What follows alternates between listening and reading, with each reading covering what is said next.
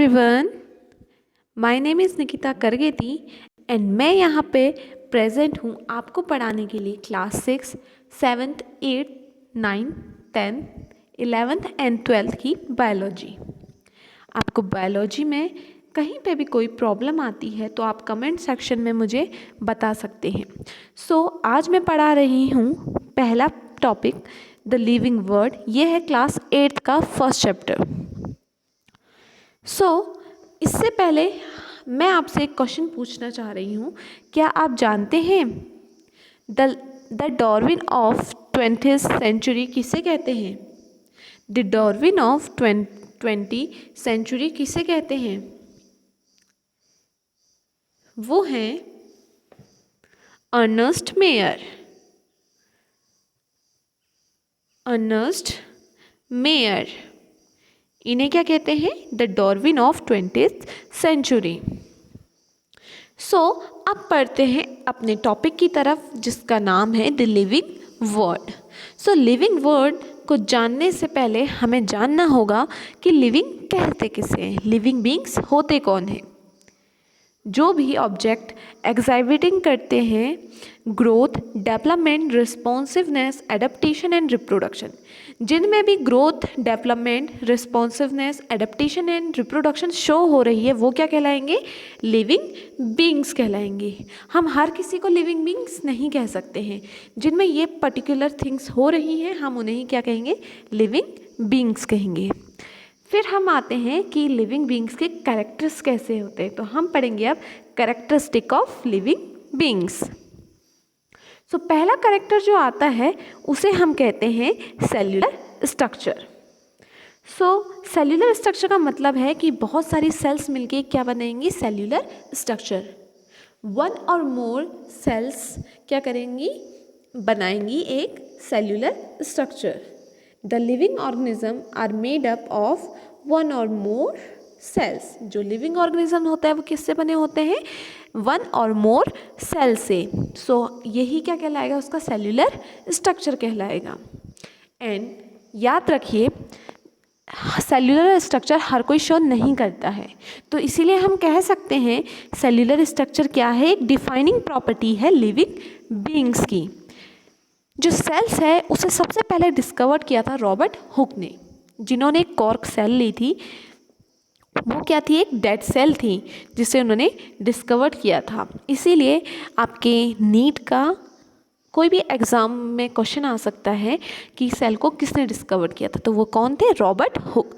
ये भी क्वेश्चन आ सकता है कि रॉबर्ट हुक ने कौन सी सेल डिस्कवर की थी। रॉबर्ट हुक ने एक डेड सेल डिस्कवर की थी। अब क्वेश्चन होता है तो लिविंग सेल किसने डिस्कवर की थी? वो की थी एंथन वॉन ल्यूवेनहुक। एंथन वॉन ल्यूवेनहुक ने क्या की थी?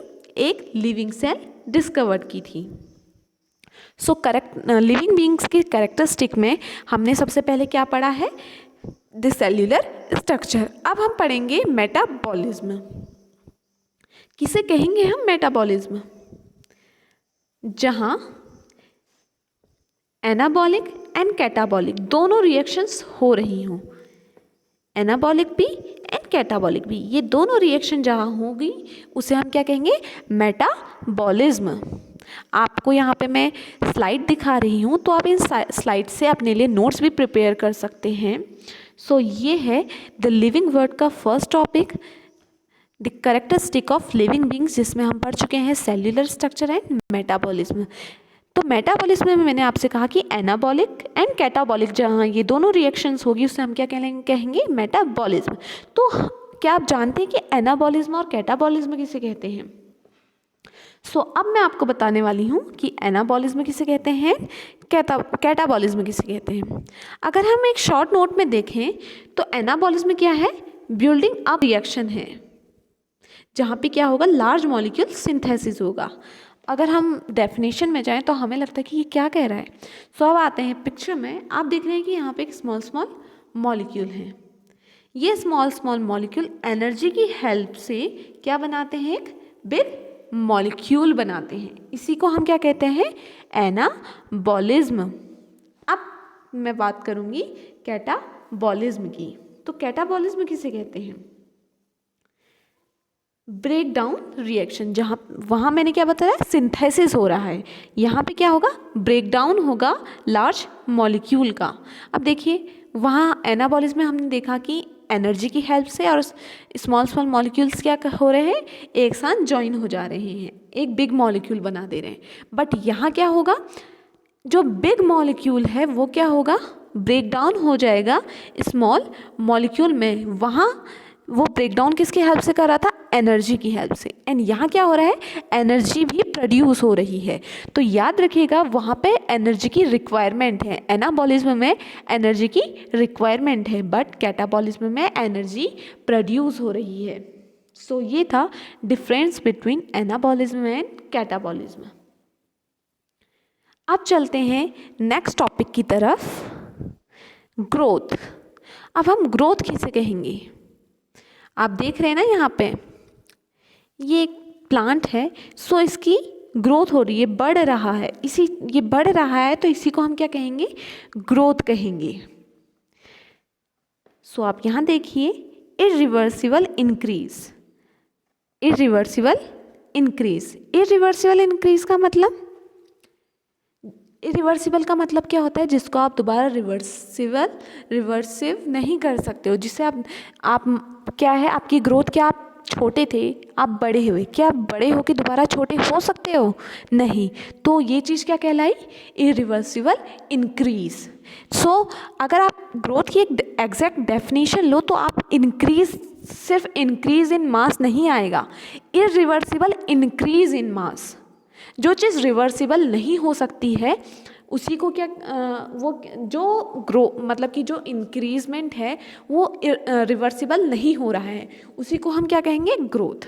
Irreversible increase in mass of individual is called growth, इसी को हम क्या कहेंगे, ग्रोथ कहेंगे।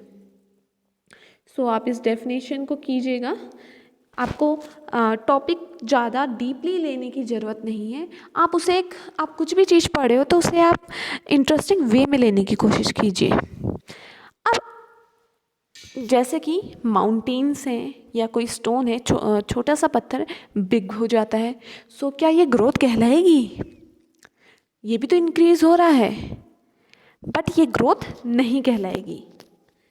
इसको हम क्या कहेंगे, देखिए ये इसकी भी तो ग्रोथ हो रही है ना, किस तरीके से ग्रो कर रहा है ना। सो ये क्या है, नॉन लिविंग, माउंटेन क्या है, एक नॉन लिविंग। तो non living articles can increase in size. अब देखो नॉन लिविंग अगर साइज में इंक्रीज हो रहे हैं, क्यों हो रहे हैं, क्योंकि जो भी क्या है स्मॉल स्मॉल पार्टिकल्स हैं वो उनमें जाके क्या है बैठ रहे हैं, इस वजह से वो इंक्रीज़ हो रहे हैं, कि उनके पर्टिकुलर कोई वो इंक्रीज़ नहीं हो रहे हैं। अगर हम कहें कि स्मॉल स्मॉल मॉलिक्यूल्स माउंटेन्स में जाके क्या है बैठ जा रहे हैं, जिसकी वजह से माउंटेन की ग्रोथ बढ़ रही है, बट वो उसकी खुद की ग्रोथ नहीं है, तो इसी को हम क्या कहते हैं, एक्सक्रीशन कहते हैं। जैसे एग्जाम्पल भी लिखे हैं मैंने, माउंटेन, स्टोन, क्रिस्टल, ये सब इनके एग्जाम्पल्स हैं। सो क्या हम कह सकते हैं कि ग्रोथ एक डिफाइनिंग प्रॉपर्टी है आपके लिविंग बीइंग्स की? नो। अगर हम सिर्फ ग्रोथ को लेते हैं तो सिर्फ ग्रोथ कोई एक डिफाइनिंग प्रॉपर्टी नहीं है। वहाँ हमने जब मेटाबॉलिज्म एंड कैटाबॉलिज्म की बात की थी, वो एक डिफाइनिंग प्रॉपर्टी है, बट सिर्फ अगर हम एक ग्रोथ को लेते हैं और कहें कि ये क्या है, ये एक डिफाइनिंग प्रॉपर्टी है, तो इट्स रॉन्ग। ग्रोथ को एक डिफाइनिंग प्रॉपर्टी नहीं है। अब बात करते हैं डिटेल में ग्रोथ के बारे में। तो ग्रोथ हुई क्या, किसे कहेंगे हम growth? Multicellular organism increase its mass by cell division. मैंने आपको पहले भी बताया लिविंग बीइंग्स में क्या प्रेजेंट होती है, सेल्स डिवाइड होते जाते ही हैं एंड बहुत सारी सेल्स मिलके क्या बनाती है, एक सेल्यूलर स्ट्रक्चर बनाती हैं। सो जब बहुत सारी सेल्स मिली हुई होती है तो हम उसे क्या कहते हैं, मल्टी सेल्यूलर ऑर्गेनिज्म। किसी ऑर्गेनिज्म की सेल्स कैसी हैं, बहुत सारी सेल्स से मिलके बना है कोई ऑर्गेनिज्म, तो हम उसे क्या कहेंगे, मल्टी सेल्यूलर ऑर्गेनिज्म। सो अगर ग्रोथ होती है तो वो किस बेसिस पे होती है, जब सेल डिवीज़न होता है। विदाउट सेल डिवीज़न ग्रोथ नहीं होती है। अब आपको पता है कि प्लांट्स की कोई सर्टेन एज नहीं होती। प्लांट क्या होता है, कंटिन्यूसली ग्रो करता रहता है। जब तक उसकी लाइफ है प्लांट्स क्या करेगा, ग्रो करता रहेगा। बट अगर हम वहीं पे बात करें एनिमल्स की, एनिमल्स में क्या होता है, कोई एक सर्टेन एज होती है जिसके बाद वो ग्रो नहीं करते हैं। सो नीट 2012 में एक क्वेश्चन आया है कि जो प्लांट्स क्या करते हैं, the types of इनडिटरमाइनेट occur. इनडिटरमाइनेट means जो क्या करें, मतलब कि जब तक वो जिंदा है उनकी ग्रोथ हो रही है, तो उसका आंसर है प्लांट्स। नीट 2012 में ये क्वेश्चन आया है, the type of इनडिटरमाइनेट occur, so the answer is plant. And वहीं पे नीट 2012 में एक क्वेश्चन और आया है, एनिमल ग्रोथ स्टॉप इन। जहाँ पे एनिमल की ग्रोथ रुक जाती है तो हम उसे क्या कहते हैं, उसको हम कहते हैं डिटर्मिनेशन। उसे हम क्या कहते हैं, डिटर्मिनेशन। सो नीट 2012 में ये क्वेश्चन आया है, एनिमल की ग्रोथ एक सर्टेन एज में रुक जाती है, हम जानते हैं उस सर्टेन एज को क्या कहते हैं, तो उसको क्या कहते हैं हम, determination. Animals growth stop in, कब उनकी ग्रोथ स्टॉप होती है, डिटर्मिनेशन, या फिर हम कह सकते हैं डिटर्मिनेट कह सकते हैं। इसे हम क्या कहेंगे, जब उनकी एक सर्टेन एज में ग्रोथ स्टॉप हो जाती है तो हम उसे क्या कहेंगे, डिटर्मिनेट। सो आज हमने क्या क्या पढ़ा, आज हमने सबसे पहले पढ़ा लिविंग बीइंग्स किसे कहते हैं। उससे पहले मैंने आपको बताया एक बॉटनिस्ट हैं, सॉरी एक बायोलॉजिस्ट हैं जिनका नाम क्या है, अर्नेस्ट मेयर, जिन्हें क्या कहा जाता है, the Darwin of 20th century. And then मैंने आपको बताया कि लिविंग बीइंग्स क्या होते हैं, जो growth, development, adaptation, responsiveness and reproduction ये सारी चीज़ें शो कर रहा है, हम उसे क्या कहेंगे, लिविंग बीइंग्स। फिर मैंने लिविंग बीइंग्स के कुछ करेक्टरिस्टिक बताए थे, जिनमें से मैंने आज आपको 3 करेक्टरिस्टिक बताए हैं, cellular structure, metabolism and growth. So student, I hope आपको ये वीडियो समझ में आई हो। अगर आपको कोई भी डाउट हो तो आप कमेंट सेक्शन में मुझसे क्वेश्चन पूछ सकते हैं। मैं नेक्स्ट वीडियो में आपकी डाउट्स क्लियर करने की कोशिश करूँगी।